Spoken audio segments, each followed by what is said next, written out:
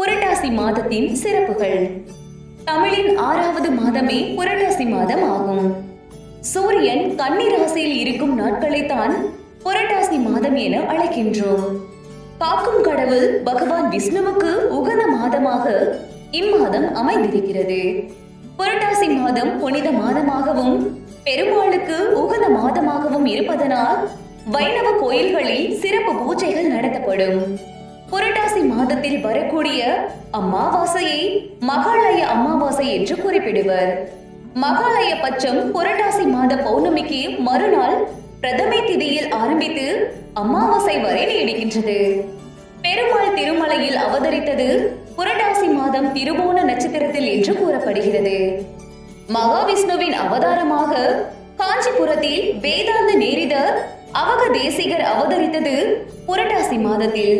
இவ்வாறு புரட்டாசி மாதம் மகாவிஷ்ணுவுக்கு உகந்த மாதம் ஆனது. புரட்டாசி சனிக்கிழமை விரதம் தரும் பலன்கள்.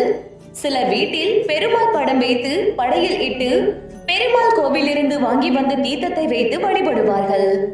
இன்னும் சிலர் முன்னோர்கள் படத்திற்கு முன் படையலிட்டு பெருமாள் கோவிலிருந்து வாங்கி வந்த தீர்த்தத்தால் நெய்வேத்தியம் செய்து படைப்பார்கள். இதற்கு மோட்ச தீர்த்தம் என்று பெயர். இந்த தீர்த்தத்தை பித்ருக்களுக்கு படைத்து தானும் சாப்பிட்டு அன்றைய விரதத்தை நிறைவு செய்வார்கள்.